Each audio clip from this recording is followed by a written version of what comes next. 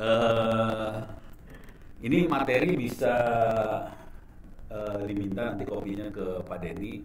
Cuman saya bentuknya setengah presentasi, setengah demo ya. Jadi saya akan live demo.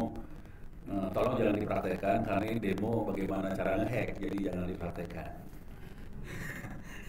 Cuman materinya saya lebih banyak ke arah untuk C-level. Jadi bukan ke orang biasa. Konsekuensinya adalah eh, tanggung jawab apa yang diharapkan dari Anda sebagai C-level. Karena nanti eh, kebijakan untuk cyber security harus ditandatangani oleh orang nomor satu. Nggak bisa ditandatangani oleh orang IT, nggak bisa. Kenapa sampai harus orang nomor satu? Karena urusannya pidananya. Kalau sampai data bocor, pidananya itu sekitar 50 miliar. Belum aset bisa di freeze. Jadi sampai segitu levelnya. Makanya harus orang 01 yang tanda tangan. Ya mudah-mudahan Bapak Ibu siap ya. Kok jadi diam sih? Tadi kayaknya happy. Baik. Ini gue rada stres nih ngomong kayak gini. Oke, kita mulai dari korban. Setelah korban perorangan, kemudian kita naik pelan-pelan ke corporate, nanti mulai pelan-pelan ke konsekuensinya. Oke. Kalau teknik untuk cyber security-nya sendiri, saya kasih bukunya ke Pak Denny. Jadi Bapak Ibu nggak usah belajar yang gitu. Biar Pak Denny ngurus kering aja ngurusin gitu. Oke. Ini korbannya dulu. Ini adalah yang nyerang. Ini nyerang. Kalau kita orang biasa tahu ini bohong. Orang biasa tahu ini bohong. Ini kan dia nawarin ada mau transfer duit 5 juta US dollar dan sebagainya. Kita tahu itu bohong. Jangan khawatir, gurunya Ono, Profesor Institut Teknologi Bandung kena. Dan dia habis duitnya 200 juta. Profesor ITB kena ketipu. Jadi anaknya suatu hari email saya, "No, bisa bantuin kagak?" "Kenapa ya?" "Babe gue ketipu." "Ketipu? Investasi? Ditransfer duitnya ke Nigeria." "Kok ya percaya?" Heran saya. "Ditransfer? Ya udah. Nigeria kan bisa ditarik." Hilang. Terus ya. Dan investasi kayak gitu banyak, jangan khawatir. Kalau ini sengaja from-nya saya kasih lihat namanya. Nah, kalau yang ini korban. From-nya saya tutup. Jadi ini ketipu. Oke, ini masih biasa aja. Dia dihack, pinjam uang dan sebagainya, ketipu. Jangan khawatir, istri saya juga kena seperti ini. Saya kasih tahu skenario-nya ya. Skenario sederhana banget. Temennya dia di Facebook pinjam uang, oke, untuk SPP anak. Biasa ditransfer duitnya balik. Facebooknya dihack sama orangnya bisa melihat transaksi apa aja yang pernah dilakukan, kemudian diulang, pinjam uang lagi, ditransfer tuh duit 3 juta, ya udah hilang 12. Jadi bisa kayak gitu.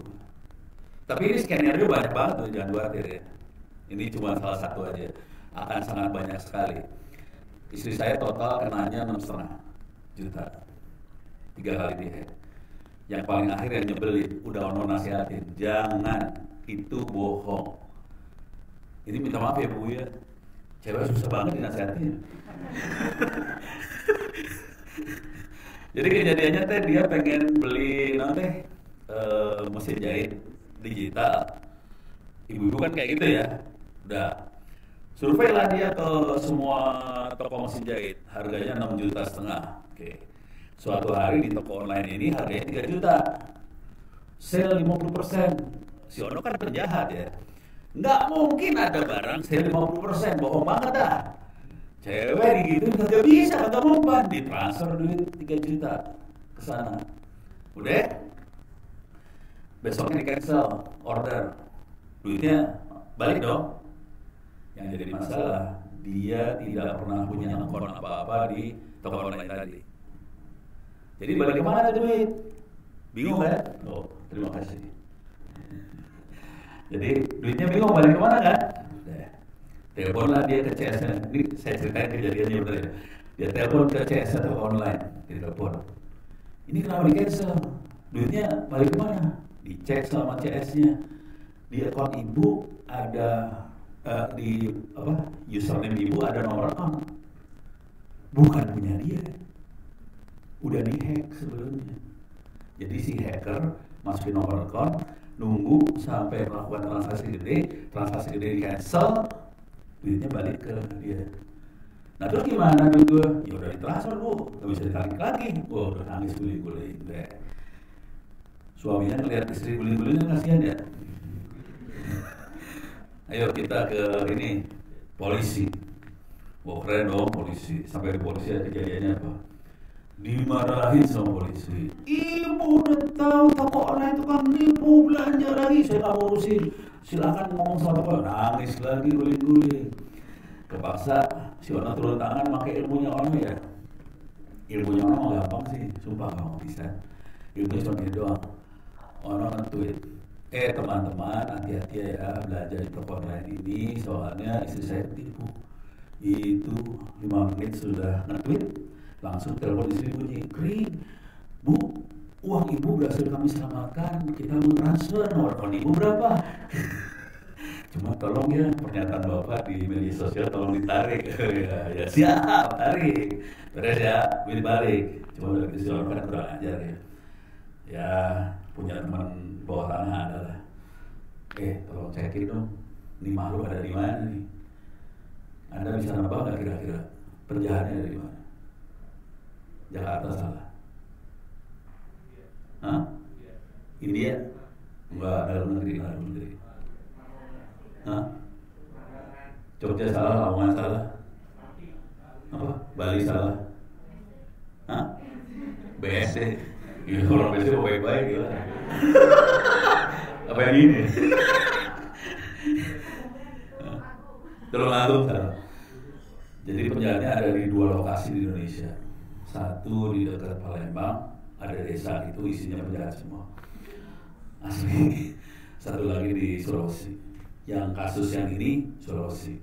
Kebetulan teman bisa tracking rumahnya ketahuan di mana juga sih. Cuman nggak saya proses ya, saya nggak lanjut. Soal duit berbalik, ngapain gue proses capek. Mahal. Nah, saya waktu itu ngetes gini. Saya kebetulan sering diundang sama Sesko. Salah satunya Sesko AR di Kebayoran Lama. Ngajar di Sesko AR, isinya angkatan laut kan. Tapi di Sesko kan ada yang dari angkatan lain ya, termasuk kepolisian ada. Saya iseng tanya kayak gitu. Orang angkatan nggak ada yang tahu. Tapi ada yang polisi, ada 9 orang waktu itu polisi. Kepolisian, tahu nggak lokasinya di mana? Mereka jawab persis benar, tahu. Jadi mereka tahu sebenarnya, polisi tahu. Penjahatnya dari mana tahu. Gitu, cuman. Tapi kita nggak mau dengan diapain. Kita nggak bisa proses, ya itu ya sekedar informasi aja. Jadi polisi tahu sih sebenarnya. Gitu ya, lanjut. Stres udah ngomong kayak gitu ya. Ini juga sama. Ini ditipu kena 52 juta. Harus ya. Yang agak serem waktu itu sebetulnya ini enggak. Ya ini lumayan serem sih, yang lumayan serem yang ini juga. Ini orang Indonesia, lokasinya di Jepang, dia beli koinnya dari Macau, hilangnya 72.000 US dollar, hampir 1 M lah kira-kira, hilang, duitnya hilang. Rekor yang saya tahu sih hilang duitnya sekitar 2 M. Ini minta maaf nih, korbannya kayak gitu biasanya ibu-ibu ya, minta maaf ibu-ibu. Ini korban. Boleh saya terangin nggak sih caranya tekniknya? Boleh ya, cuman tolong jangan dipraktekkan. Bapak-bapak, lu praktek gua gantung lu. Jadi kira-kira gini. Soalnya ini yang kena ibu-ibu level si level. Jadi kejadiannya satu ibu di Pondok Indah, satu lagi, kalau itu bukan saya langsung, itu teman. Kalau saya langsung itu di Klaten. Kalau ini Pondok Indah 2M, Klaten sekitar 200 juta. Jadi taktiknya gampang banget sih. Ini minta maaf ya ibu. Taktiknya gampang banget. Korbannya adalah ibu-ibu, sukses, karirnya oke, duitnya oke, semuanya oke, nyari suami. Udah itu aja. Dan ibu-ibu ini kadang-kadang berpikir nyari suami di internet, orangnya bagus-bagus, dan internet kan susah makanya. Biasanya orang yang pakai internet karena itu susah, biasanya orang terpelajar. Orang terpelajar kemudian orang baik-baik kan, kira-kira gitu asumsinya. Carilah dia suami di internet, ya udah kena. Kalau di Pondok Indah kenanya sama orang Nigeria sebetulnya, tapi dia pura-pura jadi diplomat Inggris. Kalau yang di Klaten dia orang Malaysia. Gitu. Ya kan kita tahu sendiri ya, kawin sama orang Indonesia kan susah ya. Ada numpang nikah lah, apa itu semua kan duit 2M, 200 juta, buset dah pokoknya. Ini jujur, saya hampir tiap ini saya kasih lihat YouTube saya sih sebenarnya, saya kasih lihat YouTubernya sih. Ini saya akan masuk ke YouTube saya benerannya di YouTube-nya. Oke. Saya hampir tiap hari dapat, misalnya saya kasih keyword aja nih, komentar orang ditipu. Oke. Dan saya hampir tiap hari dapat pertanyaan-pertanyaan, "Pono saya ditipu, bisa tolongin kagak?" Ini kemarin sekali. Santri gontor. Bayangin santri gontor. Nelpon ke istri saya, "Bu, ini kayak ada kurang sopan juga sih, Bu, Pono bisa bantuin nggak? Saya lagi di ini nih, di apa sih? Dimintain duit sama orang." Jadi saya udah beberapa kali kejadian seperti itu, ya tolong kasih tahu anak-anak bapak ibu di sini. Kalau bapak ibu di sini mah kemungkinan besar nggak akan melakukan hal seperti itu. Ini bayangin, ini mereka anak muda baru lulus sekolah, udah gitu. Ini juga kejadian sama temennya anak saya sih, waktu lulus S1. Ini rata-rata udah anak-anak yang level kayak gituan, lulus S1 terus nyoba-nyoba kan, pakai VCS apa gitu ya, atau VCS sih pada nggak tahu kan, orang baik semua kan, nggak tahu kan, nggak usah tahu. Cari aja di internet VCS atau apa. Jadi cari VCS, ada dating online. Kalau dating online tahu kan ya gitu ya. Deh, ngerjain seperti itu anak-anak itu. Saya rasa nih Santi Gontor juga ngerjain kayak gitu. Yang waktu itu juga ada mahasiswa dari Universitas Muhammadiyah di Medan. Oke. Orang Aceh, terus dia pulang ke Aceh, "Pono bisa bantu saya nggak?" Jadi kejadiannya gini, mereka melakukan hal seperti itu online. Kalau online kan bisa direkam dong, sama pihak sana, direkam sama pihak sana. Jadi tekniknya gampang, sana buka bajunya satu-satu, cowoknya juga buka baju satu-satu dong, direkam dong, udah dapat rekamannya, selesai acara. Ini online, nggak ada sentuhan fisik, nggak ada. Udah gitu selesai acara cuma gini dong, "Saya punya rekaman kamu loh, tolong transfer duit, kalau nggak di rekaman kita sebarin ke keluarga kamu." Selesai, udah gitu.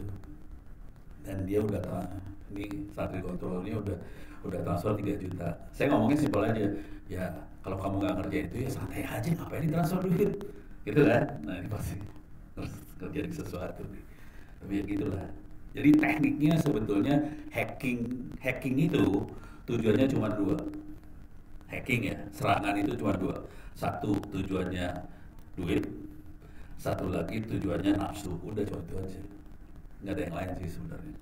Jadi kalau kita udah tahu, ya udah, kita jangan ngerjain sampai tujuan itu tercapai. Jadi kayak ginian hampir tiap hari saya terima. Kalau mau lihat emailnya, ini saya kasih lihat email saya yang isinya, "Minta tolong, saya mau minta tolong Mas, tolong saya Pak, tolong, Kang kasih tahu apa, tolong pertolongan besar, minta tolong." Buset dah, tiap hari saya nggak akan buka. Tiap hari bayangin kayak gini, apa nggak stres? Bangsa Indonesia nih, minta tolong ke polisi percuma. Istri saya minta tolong dimarahin, gitu ya, beres ya, udah mulai kebayang kan masalahnya. Nah, bagaimana mereka melakukan hal-hal seperti itu? Oke. Teknik yang dipakai, nah ini nanti perlu disosialisasikan ke karyawan dan sebagainya. Kita para hacker biasanya melakukan open source intelligence. Intelijen itu mata-mata ya. Kalau open source itu berarti sumbernya terbuka. Jadi kebuka terus kita mata-mata. Sebetulnya Kalau saya melakukan intelijen bukan hanya intelijen urusan kayak gini doang, saya juga bisa melakukan open source intelijen untuk urusan ekonomi. Saya melakukan open source intelijen untuk urusan bisnis. Jadi saya melakukan intelijen seperti itu juga. Misalnya kira-kira pasar market arahnya kemana sih? Saya melakukan intelijen seperti itu dengan informasi yang ada di internet. Dengan cara itu kita bisa melakukan prediksi kira-kira ke depan arahnya seperti apa. Tapi ini kita akan fokus ke urusan hackingnya aja, yang tidak baiknya aja. Ini contoh paling gampang adalah KTP. Simpel lah, saya masuk Google, masukin kata kuncinya KTP, udah. Kata kunci yang biasa aja, tinggal masukin gambar, udah, keren kan, dapat semua. Udah siap. Ini yang salah siapa? Ya kita sendiri yang salah. Kenapa lu taruh KTP di sana? Terus apa yang kita lakukan? Kalau hacker dapetin kayak ginian, terus apa yang dilakukan oleh si hacker tadi? Gampang. Dia pinjol online, pinjol. Kejadian. Yang kena siapa? Tetangganya ono kena. Jadi tetangga saya didatengin oleh apa sih namanya? Debt collector. Ngomongnya sederhana, tolong balikin duit yang kamu pinjam. Orang dia nggak pernah pinjam. Nah, udah pusing kepala dari urusannya. Gitu ya. Jadi ini serius. Jangan sampai data pribadi kita lepas. Karena urusannya berat banget. Itu kalau kita yang lepas. Kalau sampai data pribadi itu terlepas oleh pusat data nasional lah, oleh perusahaan kita, berapa ini urusannya?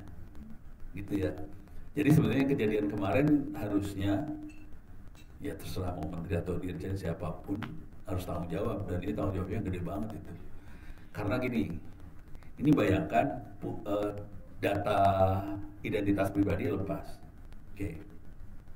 Semua orang bisa jadi semua orang dong. Orang yang punya data itu bisa jadi orang yang lain. Konsekuensinya saya bisa pura-pura jadi orang lain pinjam duit. Saya bisa pura-pura jadi orang lain bikin akun di bank. Si bank nggak bisa lagi autentikasi ini ono bener atau ono bohong. Itu jadi masalah. Itu masalah besar banget. Konsekuensinya mekanisme untuk autentikasi harus dirubah. Seluruh autentikasi di dunia finance berubah semua. Karena datanya lepas. Gitu ya. Oke.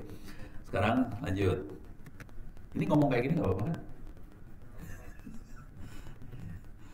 Ini yang sering kali kena. Pasti Bapak Ibu udah tahu lah. Kalau ada WhatsApp, ada orang ngasih attachment APK, jangan diklik. Tahu kan? Oke. Kita bisa search di Google penipuan.apkwa, keluarlah cara-cara tekniknya. Jangan khawatir, istri saya udah tahu. Dia tetap ngeklik. Jadi sekarang teknik buat nyerangnya, kan dulu kan misalnya ada kurir lah apa segala macam. Ini kemarin serangannya dia sampai nggak sadar bahwa itu serangan karena logonya itu Dirjen Pajak. Terus kata-kata yang ditulis adalah Anda kurang bayar. Silahkan klik link ini. Ya, ngelihat logo Dirjen Pajak kurang bayar kan stres orang, langsung diklik. Wah, kena langsung. Udah gitu tinggal nanya sama suaminya kan, Pak, ini gua klik. Ya udah, itu handphone diformat. Jadi solusinya kalau udah kena seperti itu, handphonenya harus diformat sih. Di factory reset. Kalau enggak, dia akan take over tuh handphone. Nah, makhluk apa yang dikirim? Ini saya kasih lihat ya makhluknya ya. Oke. Yang dikirim APK tadi kategorinya sebetulnya remote access trojan. Kita singkat RAT. Punya kemampuan apa makhluk tadi? Dia bisa nyolong cryptocurrency, duit-duit online ya, koin-koin online tadi bisa dicolong. Itu masih mungkin kalau Bapak Ibu di sini nggak pernah pakai itu, jadi itu aman. Yang jadi masalah adalah dia bisa dapetin banking credential. Pokoknya semua yang ada di HP kita diambilin semua sih sebenarnya. Dia ada banking credential di babat. Pokoknya ada password di babat. Two factor authentication babat. Lock screen password babat. Screenshot babat. Call log babat. SMS log babat. Kita pernah ngirim SMS kemana isinya apa? Babat. WhatsApp babat. Dia bisa install aplikasi.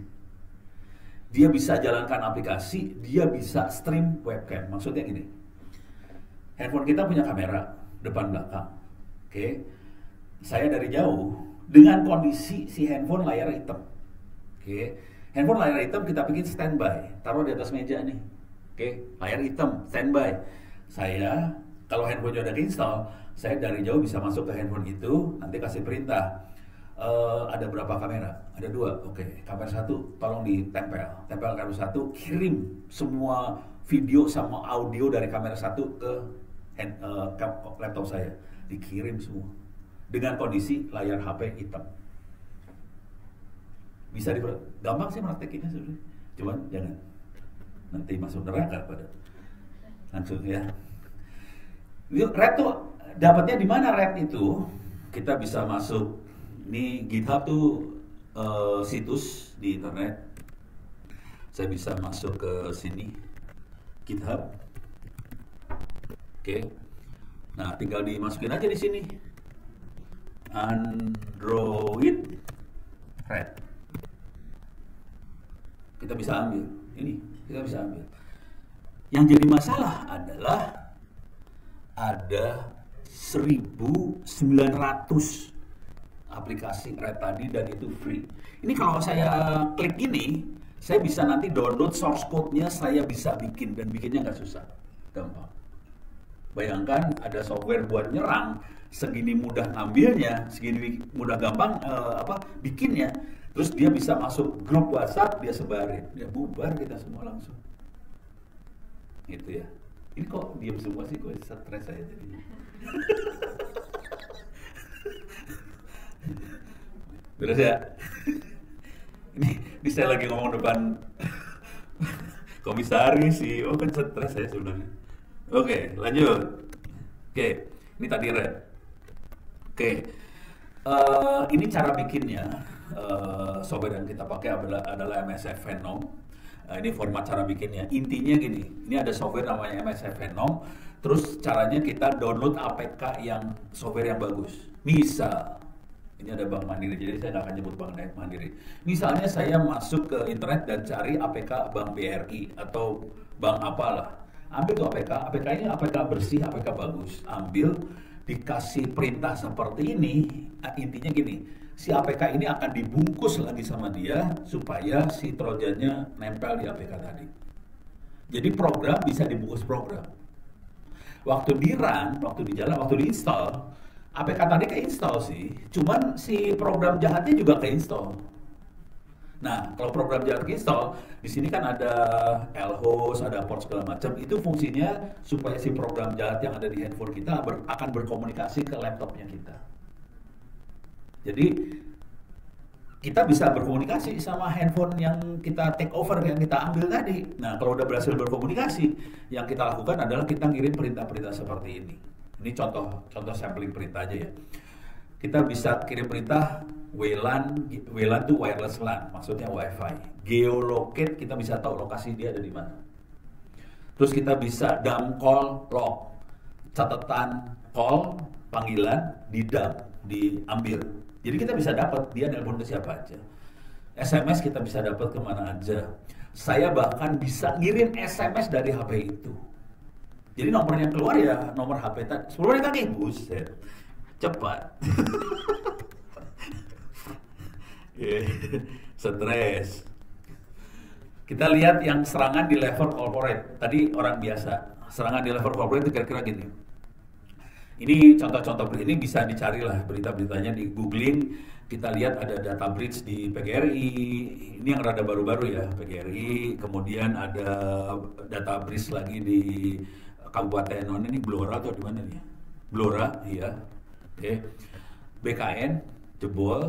Terus juga di yang ramai kemarin adalah Pusat Data Nasional jebol. Coba Isan gue tanya dulu ya. Udah tahu anggaran PDN berapa? Nggak tahu. Anggarannya, jadi yang bocor di berita bilangnya 600 triliun lagi, 600 miliar. 600 miliar bukan anggaran PDN-nya sebetulnya. 600 miliar adalah anggaran buat maintenance. PDN-nya sendiri 2,7 triliun. Jebol. Gitu ya, deh. Dan yang sebelumnya adalah BSI. Jebol. Hancur. Sebenarnya sampai hari ini juga masih bermasalah sih sebenarnya. Cuman ya dibungkam semua supaya nggak ngomong. Deh. Nah, itu semua jebolnya oleh apa? Oleh ransomware. Oke. Ransomware ini adalah serangan paling berbahaya banget. Ransomware adalah virus, tapi virusnya dienkripsi. Konsekuensi virus dienkripsi, kita nggak bisa lihat isinya apa. Antivirus nggak bisa ngedetek dia. Jadi kalau kemarin dibilang Microsoft Bitdefender apa gagal deteksi, emang nggak bisa dideteksi. Jadi ya pasti gagalnya lah. Karena itu dienkripsi. Teknik enkripsi itu kita pakai hari ini sebagai user masuk ke internet. Kalau kita perhatikan, kita ke internet pakainya HTTPS. S itu secure. Secure itu dienkripsi. Konsekuensi dienkripsi, semua hacker nggak bisa ngelihat waktu kita melakukan transaksi HTTPS. Teknik itu dipakai sama virusnya juga supaya nggak bisa dideteksi sama orang yang megang security. Akibatnya apa? Kalau sampai virus itu masuk, harus pakai AI. Dan itu masih bagian dari riset hari ini. Karena kita masih belum menguasai banget gimana caranya kita pakai AI deteksi virus tadi. Mitigasinya, jadi yang sering nggak dikasih tahu ke orang adalah sebetulnya kalau sampai makhluk ini masuk ke dalam komputer kita, dia akan melakukan data exfiltration. Data exfiltration adalah, jadi yang kita tahu kan kalau sampai ransomware masuk, data dienkripsi. Kita nggak bisa buka. Sebetulnya bukan hanya itu. Kalau sampai virus masuk, data yang ada di server, data di komputer kita di-copy ke hacker. Jadi hacker punya kopian datanya sebelum dienkripsi, kemudian baru di-encrypt. Jadi virus-virus yang terbaru, virus ransomware yang baru, dia akan melakukan data exfiltration, artinya data di-copy, dia punya kopiannya, baru di-encrypt. Jadi kalaupun kita bayar, dapetin passwordnya buat buka enkripsinya, percuma. Karena hackernya punya kopiannya. Itu yang jadi masalah besar, yang seringkali nggak diberitakan di media. Jadi itu parah banget sih. Oke, saya ada screenshot caranya sih, cuman nanti waktunya habis. Sekarang dari sisi manajemen, tugas bapak-bapak, ibu-ibu yang sebagai C-level, tugasnya kira-kira seperti ini. Ini ada di dunia cybersecurity kita bagi ada 3 pilar sih sebenarnya, people, proses, teknologi. Oke. Proses itu harus top down, si level yang tanda tangan, orang nomor 1 yang tanda tangan karena urusannya nanti dendanya 50 miliar. Jadi harus di drive banget sama pimpinan. Kalau pimpinan nggak ngedrive, jangan pernah berharap ini berhasil. Oke. Nanti itu juga kita lihat di auditor. Ada ISO 27001, ada ISO 31000. Semua pertanyaan pertamanya adalah, ini pertanyaan pertama ya, apakah pimpinan komit? Mohon ada dokumentasinya, lihat dokumentasinya, tanda tangan kagak. Jadi ini benar-benar orang nomor 1, nggak bisa orang di bawahnya. Oke. Setelah ini komit dari sisi nomor 1, tentunya di level proses tuh ada prosedur, ada dokumen-dokumen kayak gituan lah ya. Kalau itu ya bisa dibaca-baca. Nah, kemudian masuk ke teknologi. Teknologi kita punya pilihan, mau beli semua mahal atau kita buat murah. Konsekuensi buat, kita harus punya orang pinter. Itu kuncinya sih sebenarnya. Jadi bisa murah tapi harus buat bisa murah tapi harus punya orang pintar. Nah, kita punya masalah di manusia, people. Ini saya buka rahasia untuk kasih tahu kondisi manusia di Indonesia ya, bukan di grup ini. Oke. Saya punya open course .its.ac ini free. Semua orang seluruh Republik Indonesia boleh ngambil ilmunya. Di sini salah satunya saya punya kuliah cybersecurity. Oke. Saya kasih lihat di sini yang daftar ada 23.400 orang. Happy dong. Coba saya tahu. Bisa dapat nggak dari 23.400 orang? Berapa orang yang bisa lulus dapat nilai 90? 100 tadi 2 sadis. 100 salah. 5 kayaknya ini orang sadis semua ya. Ya udah nggak apa-apa. Tapi benar, Anda benar. Kira-kira benar yang bisa dapat nilai itu adalah 30 dari 23.000. Padahal ini free, ujiannya boleh dikerjakan berulang-ulang, gratis. Boleh nyontek, boleh copy paste ke Google, cuma 34 orang yang bisa nembus angka. Tapi ini saya bukan 90 sih passing grade-nya. Saya nulisnya 90. Tapi pokoknya di atas 70 saya kasih. Gitu. Jadi di atas 70. Nah, kalau Anda pernah ngajar, saya sering kali diundang ke Mabes, ke aparat segala macam, lebih horor sih.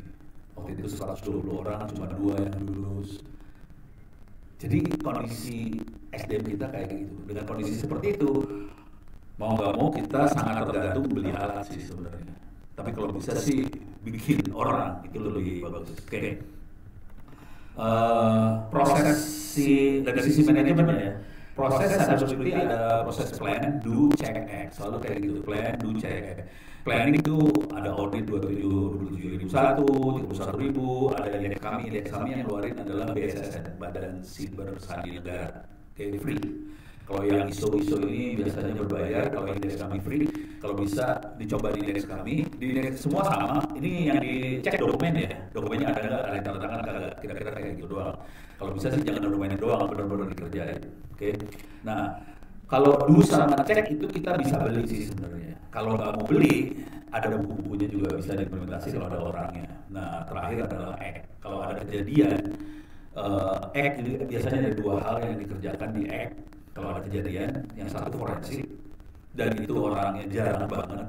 Di Indonesia cuma saya kenal forensik IT yang bagus ada 3.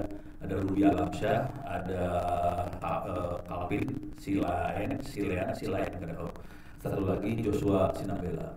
Masing-masing beda keahlian sih sebenarnya. Oke. Jadi nggak banyak sebetulnya orang-orang seperti itu. Oke. Yang terakhir adalah corporate communication.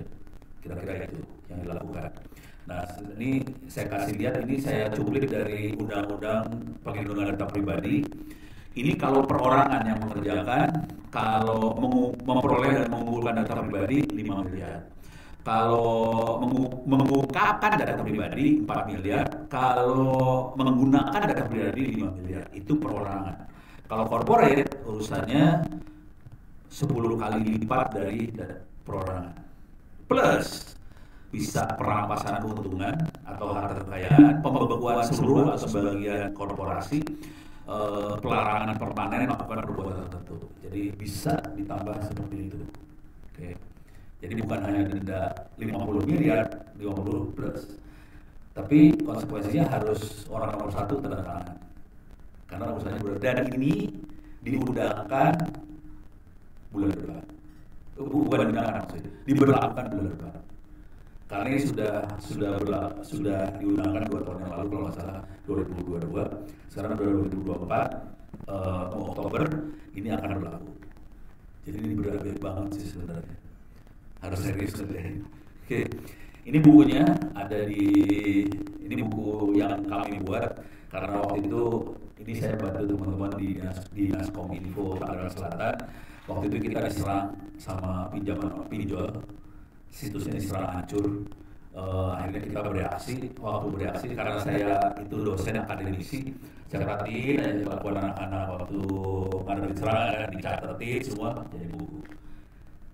60.000 perak. Tapi file free-nya ada di Pak Denny. Oke. Nah, ini yang indeks kami dari BSSN, bisa diakses lewat web BSSN. Silakan di-download, file bentuknya file Excel. Nanti ada pertanyaan dokumennya mana. Jadi mereka lebih audit dokumen sih sebenarnya. Bukan kalau bisa di-audit juga beneran, dilakukan serangan, PTS dan sebagainya. Ini bentuk pertanyaannya, misalnya ini adalah keamanan informasi. Pertanyaan pertama, apakah pimpinan instansi Anda secara prinsip dan resmi bertanggung jawab terhadap pelaksanaan program keamanan informasi? Ini nanti ditanya dokumennya mana, tanda tangan ke, gitu, dilihat banget. Jadi orang nomor 1 betul-betul dilihat sih. Cuman kalau Anda jadi orang yang tanda tangan, jangan mau tanda tangan sebelum anak buahnya kerjain PR bener. Jadi suruh juga kerjain PR, enak aja dulu buat tanda tangan dulu, kerjain PR bener juga nih. Suruh Pak Denny urus hari dulu supaya kerjain PR. Nah, kalau di indeks kami, setelah kita ngisi dokumen segala macam, kita bisa tahu kira-kira posisi kita ada di mana, apakah siap untuk cybersecurity atau belum, kita bisa lihat. Dan ini free sih, ini ngasihnya free. Kalau ini untuk risk management sama lah kira-kira. Oke. Terima kasih banyak, mudah-mudahan bisa bermanfaat. Kalau ada apa silakan kontak saya, ini ada email saya, YouTube, Twitter saya juga ada. Masalahnya 99,9% yang follow saya di Twitter laki-laki. Baik, saya tutup. Assalamualaikum warahmatullahi wabarakatuh. Saya kembalikan pada MC. Terima kasih Pak Ono, mari kita bersama. Mohon untuk tetap di tempat, kita buka sesi sebentar.